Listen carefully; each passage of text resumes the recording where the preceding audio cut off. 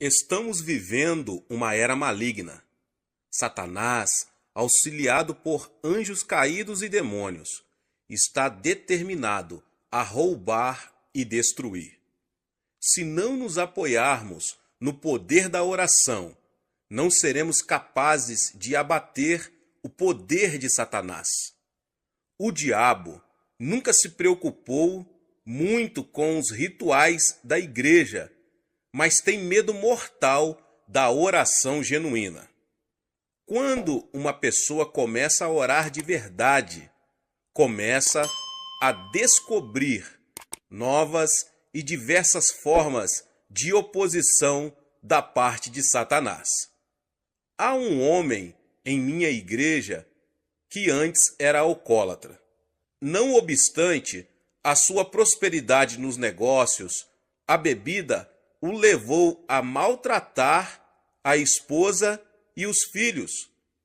Certa noite, ele chegou em casa, acompanhado de seus companheiros de bebida, e todos puseram-se a beber e alegrar-se ali. Embora a mulher o amasse muito, os filhos, e já tivesse suportado muitas coisas por parte do marido, não podia tolerar o fato de ele desonrar seu lar de tal forma. Chamou-o à parte e disse-lhe: "Querido, eu o amo, mas não aguento mais suas bebedeiras. E agora você ainda traz esses bêbados para casa? Não vou tolerar isso. Vou arrumar minhas coisas e ir embora. Amanhã, quando você acordar, eu já não estarei mais aqui." Apavorado com o choque de perder a família, ele ficou subitamente sóbrio. Como sua esposa era uma crente muito dedicada, ele se ajoelhou ali diante dela e começou a orar: "Senhor, liberta-me desse terrível demônio do álcool." Pensando que o marido, além de embriagado, estivesse zombando de sua religião, a mulher ficou mais indignada. Ele já tentara diversas vezes libertar-se daquele vício, mas sem o conseguir. Agora que a esposa ameaçava abandoná-lo, estava ainda mais desesperado. Estava chorando quando ouviu uma voz interior que lhe vinha no coração: "Pela manhã você estará liberto."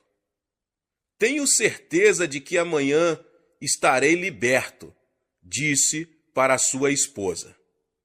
Mas ela não pôde disfarçar uma expressão de incredulidade. Já ouvira muitas dessas promessas antes. Então, de manhã, ela teve uma grande surpresa ao ver o marido jogando no lixo suas garrafas de bebidas caríssimas e seus cigarros. Será que está ocorrendo um milagre de libertação? Pensou consigo mesma. Depois, o homem entrou no seu carro, foi para seu trabalho e disse a todos os empregados de sua fábrica que Deus o libertara e que ele nunca mais iria beber nem fumar. Os colegas da fábrica não tinham coragem de rir na cara dele, mas acharam que isso era mais uma de suas resoluções. Ele havia feito o mesmo várias vezes anteriormente. Contudo, depois de algum tempo, todos ficaram convencidos de que alguma coisa tinha acontecido, pois sua vida se modificara totalmente. Hoje, toda a família está servindo a Jesus e ele é diácono de nossa igreja. Havia uma outra família que Satanás estava decidido a destruir. Contudo, através de muita oração e persistência, a esposa conseguiu obter uma vitória completa e total. Satanás é mentiroso e o pai da mentira. Ele tem prazer em roubar e destruir, mas Cristo nos concede autoridade sobre a obra dele quando aprendemos a orar. Para sabermos como a oração pode desbaratar o poder de Satanás, quando ele estiver operando em nossos amigos e entes queridos, precisamos entender o que a Bíblia ensina sobre ele. Sendo o dirigente do louvor celestial, Satanás tinha o acesso a Deus. Isaías diz o seguinte a seu respeito: como caíste do céu, ó estrela da manhã, filho da alva, como foste lançado por terra, tu que debilitava as nações, tu dizias no teu coração: eu subirei ao céu, acima das estrelas de Deus, exaltarei o meu trono e no monte da congregação me assentarei nas extremidades do norte. Subirei acima das mais altas nuvens e serei semelhante ao Altíssimo. Contudo, serás precipitado para o reino dos mortos, no mais profundo abismo. Isaías 14, 12 ao 15. E Ezequiel tem outras informações. Estavas no Éden, jardim de Deus. De todas as pedras preciosas te cobrias, o sárdio, o topázio, o diamante, o berilo, o ônix, o jaspe, a safira, o carbúnculo e a esmeralda. De ouro se te fizeram os engastes e os ornamentos. No dia em que foste criado, foram eles preparados.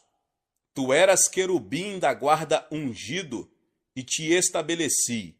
Permanecias no monte santo de Deus, no brilho das pedras andavas. Perfeito era nos teus caminhos, desde o dia em que foste criado, até que se achou iniquidade em ti. Na multiplicação do teu comércio se encheu o teu interior de violência e pecaste, pelo que te lançarei profanado fora do monte de Deus e te farei perecer, ó querubim da guarda, em meio ao brilho das pedras. Elevou-se o teu coração por causa da tua formosura, corrompeste a tua sabedoria por causa do teu resplendor. Lancei-te por terra, diante dos reis te pus, para que te contemplem. Todos os que te conhecem entre os povos estão espantados de ti. Vens a ser objeto de espanto e jamais subsistirás. Ezequiel 28, 13, 17 e 19. Por esse texto, vemos que Satanás ocupava uma posição de grande proeminência no glorioso reino celestial de Deus. Mas por que ele deseja nos roubar e destruir? Deus criou o homem à sua própria imagem e lhe deu domínio. Satanás teve inveja da posição que o homem ocupava e desde o início tentou destruir essa criatura especial de Deus. Assim que Adão e Eva morreram espiritualmente por causa de seu pecado, Deus fez a seguinte promessa: porei inimizade entre ti e a mulher, entre a tua descendência e o seu descendente. Este te ferirá a cabeça, e tu lhe ferirás o calcanhar. Gênesis 3,15. Assim, Satanás sabe que sua derrota final e suprema virá por meio da humanidade.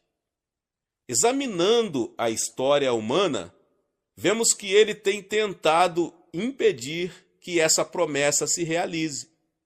Primeiro, ele tentou corromper a raça humana, como se foram multiplicando os homens na terra, e lhes nasceram filhas, vendo os filhos de Deus que as filhas dos homens eram formosas, tomaram para si mulheres, as que entre todas mais lhe agradaram. Então disse o Senhor: o meu espírito não agirá para sempre no homem, pois este é carnal, e os seus dias serão 120 anos. Ora, naquele tempo havia gigantes na terra, e também depois, quando os filhos de Deus possuíram as filhas dos homens, os quais lhes deram filhos. Estes foram valentes, varões de renome na antiguidade. Viu o Senhor que a maldade do homem se havia multiplicado na terra e que era continuamente mal todo o desígnio do seu coração. Então se arrependeu o Senhor de ter feito o homem na terra, e isso lhe pesou no coração. Porém, Noé achou graça diante do Senhor. Gênesis capítulo 6. O objetivo de Satanás era corromper a raça humana, para que o descendente da mulher, Jesus Cristo, não fosse puro. Desse modo, ele não poderia trazer destruição ao seu reino. Entretanto, Deus ainda contava com um homem que não havia sido corrompido. Somente uma família achou graça aos olhos de Deus. Assim, Noé foi o meio pelo qual toda a raça humana se salvou de uma destruição total e completa. Mas Satanás continuou com sua oposição, tentando destruir o povo de Israel. Depois fez tentativas para destruir o Cristo menino. Por fim, fez com que o Filho de Deus fosse pendurado numa cruz. Mas a cruz não significou o fim de Jesus, pois foi exatamente pela morte de nosso Senhor na cruz que ele derrotou a Satanás. E é pela morte e ressurreição de Jesus Cristo que nós também temos autoridade sobre Satanás e suas obras. Desse modo, somos mais que vencedores por meio daquele que nos amou. Como exercer essa autoridade em oração? Como eu disse antes, Satanás faz mais oposição às orações do povo de Deus do que a qualquer outra coisa. Isso é mostrado claramente no livro de Daniel. Daniel ainda era jovem quando foi levado cativo para a Babilônia no ano 605 a.C. Mas Deus fez com que esse cativeiro se tornasse o meio pelo qual Daniel chegou a uma posição-chave no maior império daqueles dias. Assim como José, que prosperou no Egito, embora passando por reveses temporários, assim também Daniel foi usado por Deus, pelo fato de possuir o dom de interpretação de sonhos. Esse dom foi usado depois para revelar uma visão tão precisa de acontecimentos futuros que houve quem duvidasse da autenticidade de seu livro. No primeiro ano do governo de Dário, futuro governante universal do Oriente Médio, Daniel recebeu uma interpretação especial do texto de Jeremias 25:13. Ao perceber as implicações dessa nova interpretação para Jerusalém, começou sua conhecida oração intercessora em favor de seu povo. Principiou por confessar seus pecados, embora sua inabalável fidelidade a Deus fosse reconhecida por todos os judeus que se encontravam no cativeiro. Depois passou a pedir perdão para o seu povo, como vemos no capítulo 9. Em seguida, ele se põe a pedir o favor de Deus para seu povo. Ó Senhor, segundo todas as tuas justiças, aparte-se a tua ira e o teu furor da tua cidade de Jerusalém, do teu santo monte, porquanto, por causa dos nossos pecados e por causa das iniquidades de nossos pais, se tornaram Jerusalém e o teu povo opróbrio para todos os que estão em redor de nós.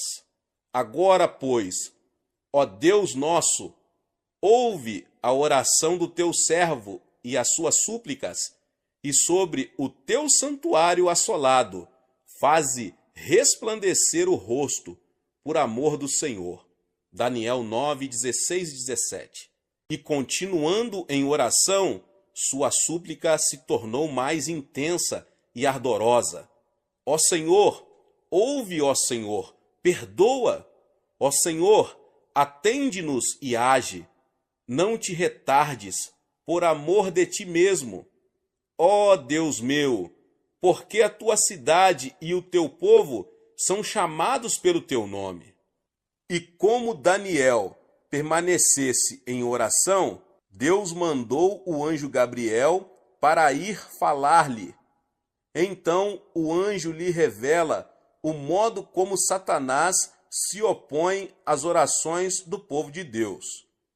Então me disse: não temas, Daniel, porque desde o primeiro dia em que aplicaste o coração a compreender e a humilhar-te perante o teu Deus, foram ouvidas as tuas palavras, e por causa das tuas palavras é que eu vim. Mas o príncipe do reino da Pérsia me resistiu por 21 dias. Porém Miguel, um dos primeiros príncipes, veio para ajudar-me, e eu obtive vitória sobre os reis da Pérsia. Daniel capítulo 10, 12 e 13. Mais adiante, no mesmo capítulo, Gabriel revela a Daniel a batalha que terá que enfrentar assim que sair dali. E ele disse: sabes por que eu vim a ti? Eu tornarei a pelejar contra o príncipe dos persas, e saindo eu, eis que virá o príncipe da Grécia. Mas eu te declararei o que está expresso na Escritura da verdade, e ninguém há que esteja ao meu lado contra aqueles, a não ser Miguel, vosso príncipe.